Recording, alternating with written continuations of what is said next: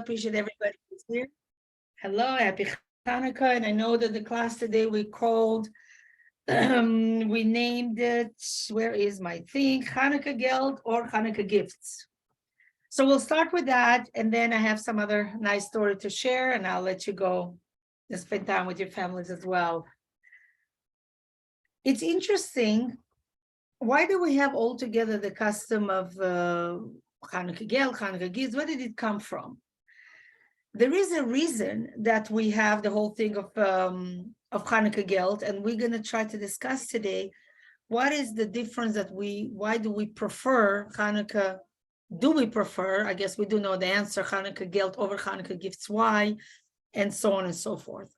So the whole objective that we want to give our children Chanukah Gelt, that I started, and then Chanukah Gifts were added, from because of the culture, where we live in, the country we live in, so on, is because to increase joy. Every Yom Tov, it says that it's important that we buy our families either new clothes, nice food. I mean, some people buy jewelry, clothing, shoes, whatever, for the kids, toys, to make the Yom Tov more happy. So they're looking forward for the Yom Tov. They have a gift, there's something new to put on, it makes you happy. You do your nails, some girls, and so on and so forth. I don't do my nails very often. That's why it's special for me anyway, for Hanukkah. And I want to say again, thank you so much for all of you, for your wishes, for gifts, for what people did. Really, it was not necessary, but it was so nice and so heartwarming, to know that other people think of you as well, friends as well. Obviously, the ones that knew. Not everybody knew it was my birthday, the fourth candle of Hanukkah. In Eretz Yisrael, in Israel, is customary for many years, and the Rebbe started it many, many years ago, that people would bring,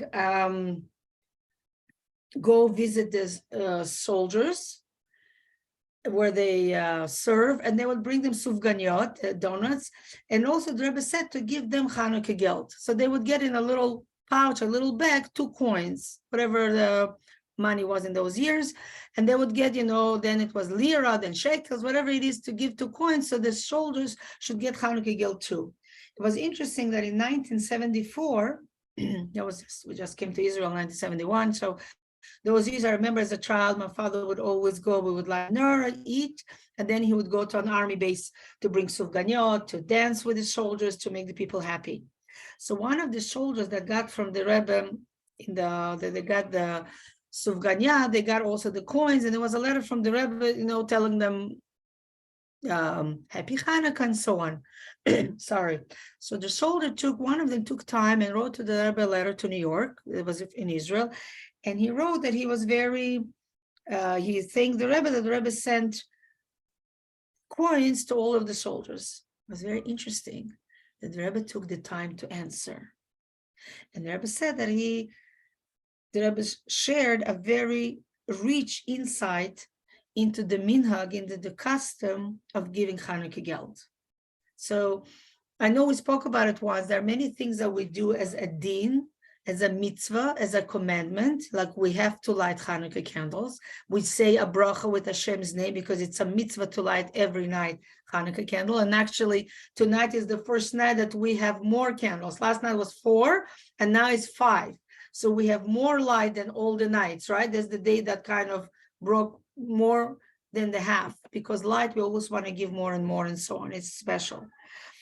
So, so this is the mitzvah of lighting candles. Then we have minhagim, we have customs. We give Chanukah Gelt, we eat food fried in oil, we eat dairy food. There's certain minhagim, we have to remember the miracle and so on and so forth.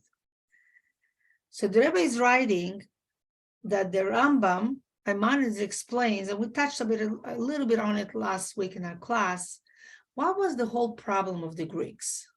What did the Greek kingdom decree? What were their decrees? They were against the Jewish people, but they weren't interested to kill our bodies like Haman did, like Haman wanted, God forbid, like Hitler wanted. Unfortunately, he killed too many, unfortunately.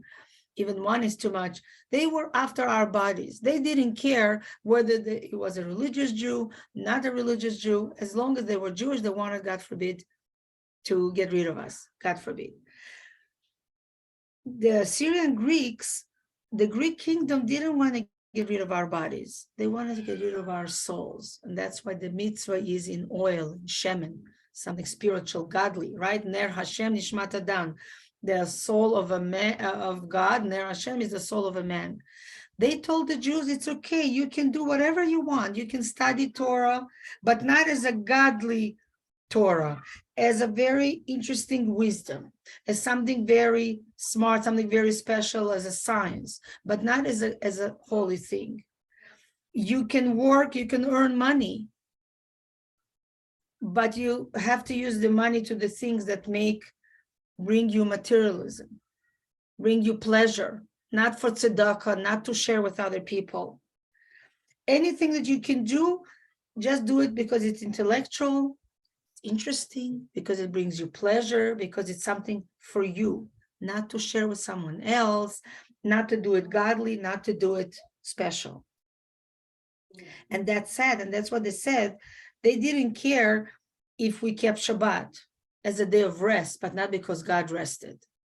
They would, unfortunately, do terrible things to Jewish girls because they said, you have to learn from us. If you are married, you don't stay always with your husband. You can go and cheat with someone else.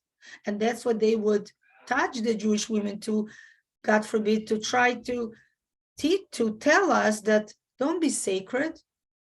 We are married too, and we go with other men, with other ladies. Why don't you?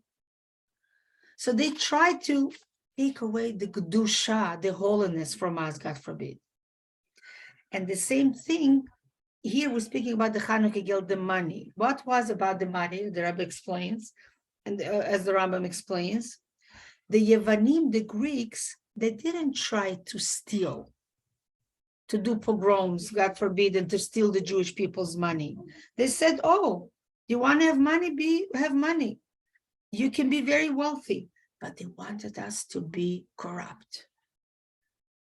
Let's try to understand it. Money, what is money a symbol of? Money is a symbol of materialism, something material. Because with money, after all, money is the means that we can buy all the material things that we need.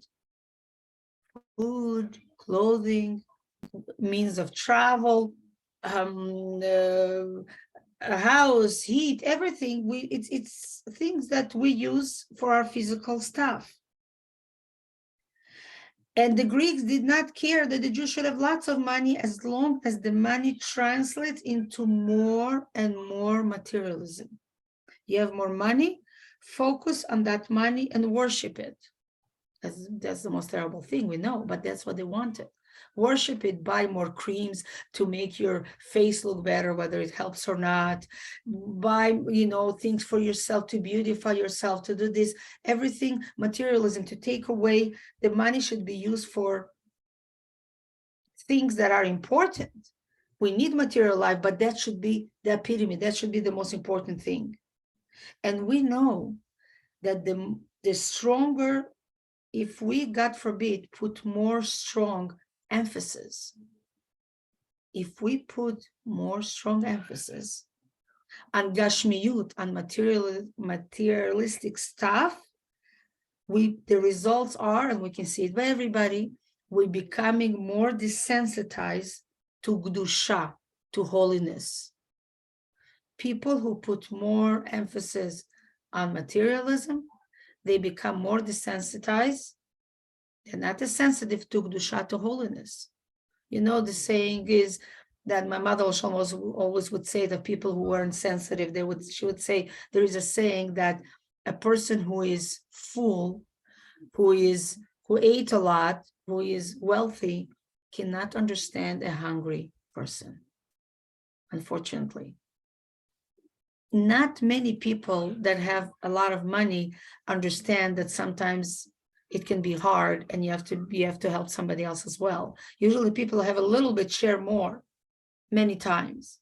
Why? Because those people have a lot of money and they learned to make it that it's very important, all the materialism. But then we have a lot of people that have a lot of money, but they use their money always to help, to kedusha, to holiness, and they work on themselves that their materialism, the money, should not make them be so materialistic, but to be spiritual, to be godly. I know, perhaps I shared that with you before. My mother Rochel told me that she heard from her mother, from my Baba, that when my Baba was growing up, it was before the revolution, my grandfather, my mother's grandfather, was a very wealthy man then in Russia, in Neville. She said that she remembers, my Bobby said she was a young girl, she remembers that there were bags of gold coins in the house, because then there was no banks, right? There were no banks, and they had at home, like, he was a very wealthy man. And my grandmother said that they lived at home very, very, not poor, but very economical, very plain. He did not spoil the girls, nothing. And one thing he said is, when they're going to get married, what happens if their husband is not going to be as wealthy? They're going to be so used to wealthy life, and they're going to have a hard time, and it's going to bring friction because she's used to having all this money. She'll say, why don't you have money like my father, and so on, which makes sense. But not only that, he would give all his money all the time to yeshiva, to the shul, to poor people. That's what he was doing. And then, unfortunately, when the Soviets took over, then they went to everybody's homes and took everything away, whatever people had. But it put a big impact on me. I remember hearing it from my mother, that heard it from her mother, that my grandzaide was so wealthy, so wealthy, and he did not spoil his kids at all. And his main thing was, as long as we have enough, we have to share with someone else. There are people that don't have, we have to share with someone else. That's very special because it's very hard to do. So here we see an example, and we have many Jews like that, Baruch Hashem, that people have a lot, but they make sure that the money doesn't become their idol. But that's what the Greeks wanted to do. And that's what they tried to teach us, to take away from us the holiness. And that's how the whole minhag, the whole custom came of Chanukah Gelt. Obviously, it's to make the children happy, but the insight, why the tzaddikim, why the chachamim put that custom is in order to teach us, and for us to teach our children the true value of money. Even though obviously we need money for ourselves, but we need it to live, we need it for necessities. It's not a mean by itself, oh, I have so much money, I have to know how to use it. So when we give a child Chanukah Gelt, we give money, it's to educate the child that you get 2 coins, 3 coins, whatever money you get, a dollar bill, $20, $100, you have to give tzedakah, you have to give a 10th part, you have to share. So since the child is young, we teach the child that money is very important, but money is in order to give tzedakah, in order to share. Do from it something holy, because this is exactly what the Greeks wanted to do. They wanted to take away the holiness from us. They wanted to take all the holy things from us. They said, you can be a religious Jew, but don't do it as a religion. Do it because you like it, because it makes sense to you, because you're happy, not because God said. And if one day you don't like it, you stop doing it. And that's the Chanukah Gelt giving us the idea, the education, give the children that life is not just for material things, not at all. It's only for spiritual. We need to live life in the material because that's the way God created the world. And when we have money, we have the opportunity to share. And when we give the kids Chanukah Gelt, we teach them that, and we guide them for life, that they learn since they're little, they have to share. Children nowadays also have so much, Baruch Hashem. I remember I was speaking with somebody, actually I was in somebody's shiva, Sandy Wiseman's husband, and we were speaking there, and I said, oh, my child has a birthday, I have to buy a gift, or my grandchild. And she says, I cannot buy any gifts. Not Sandy, it was another lady that was there.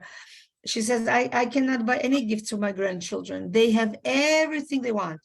Baruch Hashem. When we were growing up as kids, I don't think we had everything we wanted. We had very few toys, and I'm sure you guys as well. Baruch Hashem that people have a lot. So children don't even value anymore gifts or money. They have everything they want. So when we give a gift, nothing wrong. We can give gifts as well. We just want to understand what the thing behind Chanukah Gelt is. When we give a gift, you can share it by letting somebody play with you, or you give it away. But really, it's yours. If you're gonna take a part of it, you're gonna break it. So you're gonna ruin it for you and for your friends. So, or for somebody else. The thing that you can really share and give away is tzedakah. And then we also give the children that you have to give a 10th part, and sometimes people give, even more percentage of that. The whole thing of tzedakah, we elevate the money. And we just teach the children what this whole thing is about. And Chanukah Gelt, we can share also with children have a lot. It's true, they have lots of gifts. They have all the toys they want. But when we give them money, they can take the money and put it in their bank. They can. So even to a wealthy child that has so much money, we can still teach with that. We say, yeah, you got the $100 I gave you, the $5, give 10% for tzedakah. Share it with someone else. We teach them, as I said, the Kedusha, the holiness in it, what the Greeks wanted to take away from us. It's so interesting, I'm sure you find that as well. The more we learn, the more we see, nothing is just by accident. Purim, we get excited, we put on costumes. That's how we make the kids happy. And we give food, it has this connotation. Chanukah, we light candles. And we give Chanukah Gelt, because the whole thing of Chanukah is Chanukah, Hinuch is education. So we make ourselves happy, but we don't just give gifts. So we don't just put funny clothes and make us, no, we do it with the money because that's what the Greeks wanted to do. So everything has a meaning. We teach Yontif because the Greeks, that's what they wanted to take away from us, the Kedusha, the holiness. So here we come and we counter it. And we say, you wanted to take away the holiness? No, we're not going to take away the holiness. We're going to take the most material thing that can be in the world as money, that we can buy whatever we want with it, and we're not going to idolize it. No, we're going to teach our children since they're young that they have to share. And money is not just to buy things for me that make me happy. Money is to give part to tzedakah, to have with someone else. And especially this year, that this year is the year of Rochel, the year of unity, the year that we're getting together. And we are in the Beit HaMikdash, the Kohen, the Melech, the king used to read from the Torah. So we should become stronger with the laws, with Ahavat Israel, with caring. How much more so it's important, because the only way we can bring unity is when we are united is when we share. If I keep everything for me and you keep everything for you and we don't share, so how are we united? We unite when we share, when we speak, when we are more godly, when we're more spiritual, then we're more united. The more the person is materialistic, the more the person is narcissistic, right? Narcissistic, I'm not saying the word correct, who wants everything for themselves, then they're not united. Everything is me, me, me. When I share, it's not me, it's you. It's interesting in Hayom Yom, a book that the Rebbe wrote, a saying for each day. It says that in the elder Chassidim, the time of the Alter Rebbe and so on, they would say, everything that I own is mine as yours is mine. Like we both, whatever I own, you own as well. That's how they would speak, and they actually meant it. And they would say that everything that I own is yours the same way as mine. And they would say yours first. Instead of saying everything that I own is mine and the same way as yours, it's also yours. But they would say everything that I own is yours the same way as it's mine. Like I'm sharing everything with you. It's hard to be on that level. This is a very high level to be on. But you just share like that with someone else. It is very, very special, obviously. But it's good to know that such people existed, that such people still exist. And just to ask Hashem on this special day of Chanukah, on the 5th night, that Hashem should bless all of us with abundance of Gelt, Chanukah Gelt, but real Gelt money, that we should have a lot of money, in the easy way should come to us, and we should have the schut, we should have the merit to spend it on good, on holy things, on happy things. We should be able to light the menorah soon. We should be able to give tzedakah to the Beit HaMikdash, and we should be able to use our money only on good things. God forbid, not on doctors, not on fixing things, and not on things to break, but on happy things. And for good food, for vitamins, for not for, for things to, God forbid, if somebody's sick. And I want to say as well is I want to share with you a story. I really like that analogy with the gifts and the Gelt. So again, I know many people sometimes give gifts as well. I'm not speaking against it. I just wanted to explain better, obviously, to give Chanukah Gelt, to explain how important and what the whole thing about Chanukah Gelt is. Education, not being materialistic. After World War II, when the Americans took over, army soldier, Private Vinegar, sorry, it's my Avramala, I'm just going to tell them on the phone. Avramala, hello? Avramala, I'm in family conversation. The guy said he doesn't have more place. I think I asked him again, but I can't check now. So you want to call me in 15 minutes? Can you call me 15 minutes? Okay, adank. Adank, yeah. It's call me später. Okay, adank, bye. He was with the U.S. Army, Private Vinegar. And when the U.S. Army marched into Europe and the end of the war, his unit was assigned to one of the European villages to be there to make sure that there is no Nazis that are hiding that, God forbid, would hurt people as well, and just to secure the orders in town. So they would be searching for hiding Nazis, and they would be searching to help the villagers that live there to try to come back to their life after the destruction that they suffered, unfortunately. So Vinegar was on patrol one night, and then he sees from far a figure running through a field. Just outside the village, he sees a figure running. He didn't know who it was. So he shouted, "Halt or I'll shoot!" Like, stop or I'll shoot. The figure ducked and hid behind a tree. So the US guy decided to wait. He didn't want to shoot. And he was just waiting to see what's going to happen. Now, after a little while, I guess the person that was running, that little figure, thought probably the soldier left, and the figure came out of from the tree and started digging in the ground. So Vinegar, the soldier, was waiting to see what's the figure doing.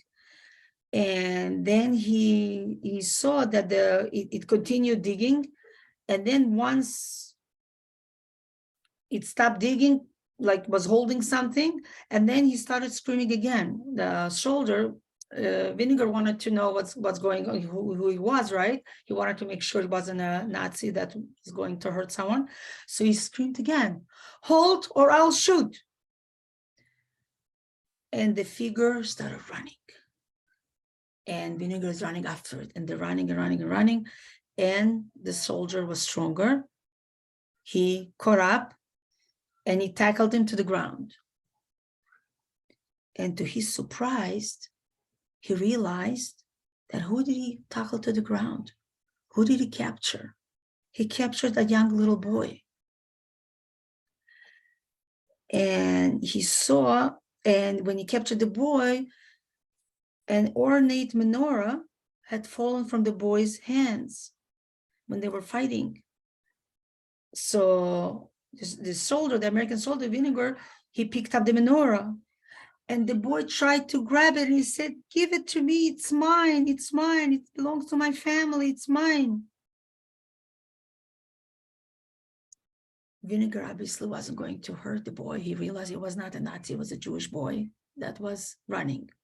that was trying to, he found his menorah that was, I guess, dug and buried there. And now that the war was over, the boy remembered what it was and he went to get it.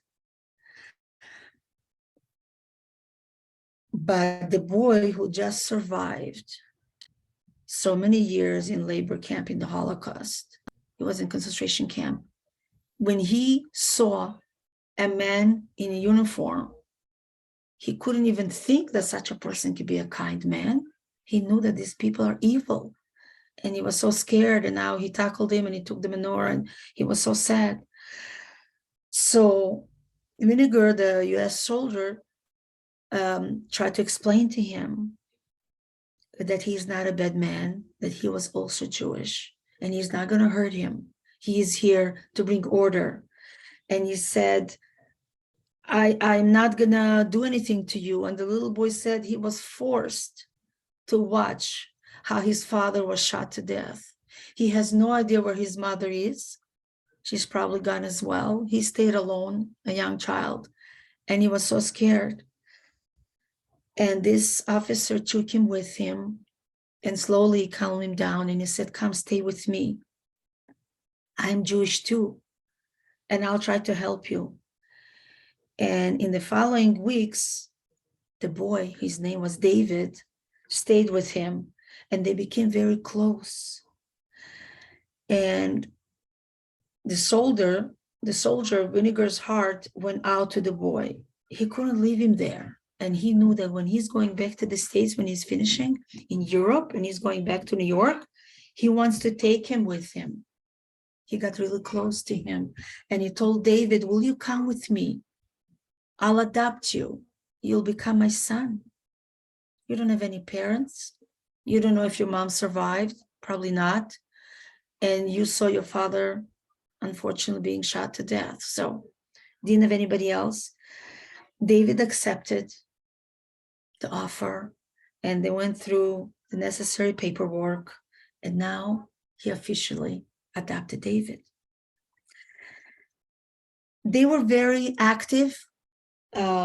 Vinegar became very active in the New York Jewish community, and they lived in one of the places, there were a lot of Jewish people. And one of his acquaintances, he was the owner, his friend of the Jewish Museum in Manhattan. And he heard, the boy that his friend adopted, whatever, he has a menorah that he took with him from the old country, and it was very special. So he told David, and those years, it was a lot of money. It was short after the war, right? He said, I'll give you $50,000 for the menorah because I think it will be so nice to have it in the museum in New York. David was, I guess, a little bit older by then. He refused. He says, I really appreciate your generous offer, but this menorah has been traditionally in our family, could you imagine, for over 200 years. No amount of money could ever make me sell it. I must keep it with me. When Chanukah came, David and Vinegar, they took out this menorah, and obviously they wanted to light this menorah to continue David's tradition, David's family who perished. And they lit the menorah in the window of their home in New York City. It's so amazing, that we have to light it in the window, and then we see other people, see and remembering that it's Hanukkah. It's amazing. David went upstairs to his room in their apartment. The boy went upstairs to his room to study. And Vinegar stayed downstairs in the room with the menorah. He was sitting downstairs doing his stuff there. All of a sudden, there's a knock on the door. And Vinegar went to answer the door. There was a woman that came in. She knocked on the door. He found a woman that was speaking English with a very strong German accent.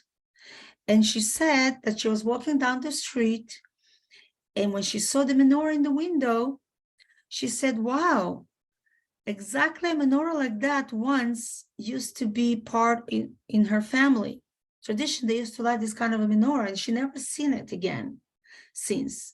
So she saw it now in the window. She says, sorry that I'm bothering you. I know you don't know me, but um, would you please allow me to come a little bit closer and see the menorah? Because from the window, it seemed very similar to the one that my family used to own.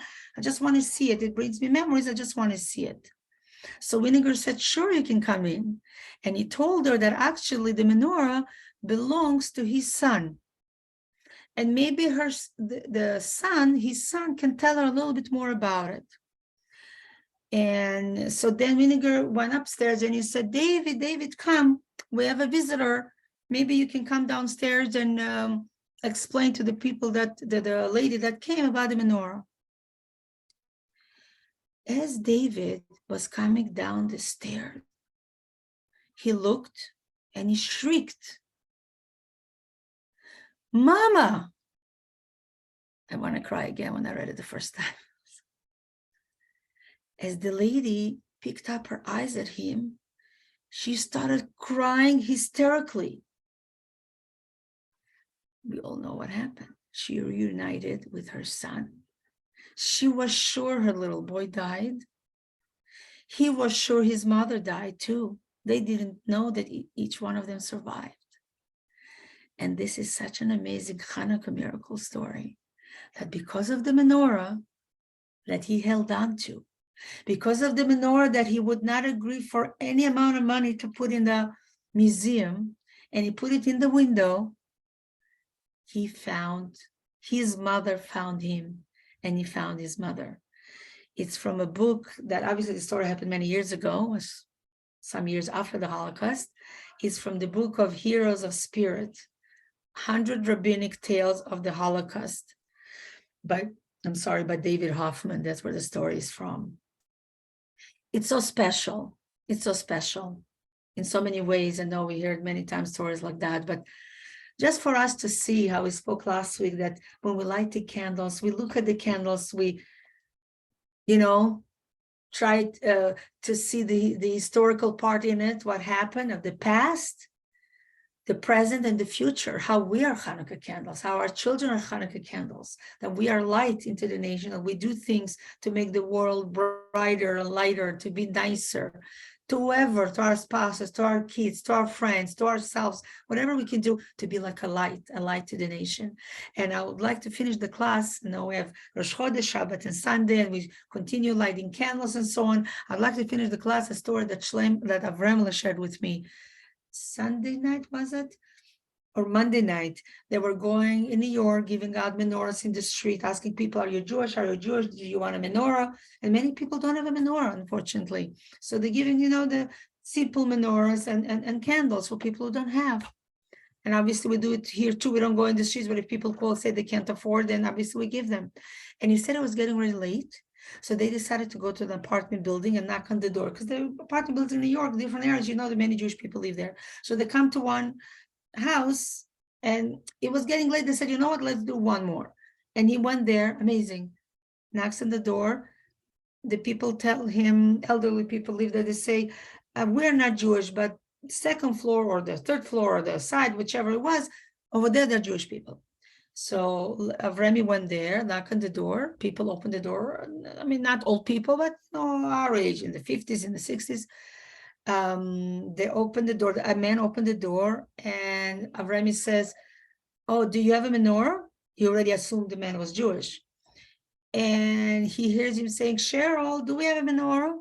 So a lady comes, and she's all disturbed, and she was like nervous, and Avremi saw something was going on. Anyway, to make the long story short, she tells him this morning or yesterday, or that morning or yesterday, she went to the Ohel of the Rebbe.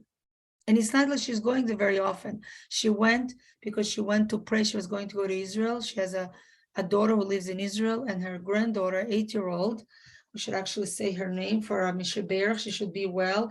Her little 8-year-old granddaughter has something with cancer, some fluid, not fun. And she should have her refuah shlema. Neima Zisel bat Gittel. Neima Zisel bat Gittel should have her refuah shlema, little 8-year-old in Israel.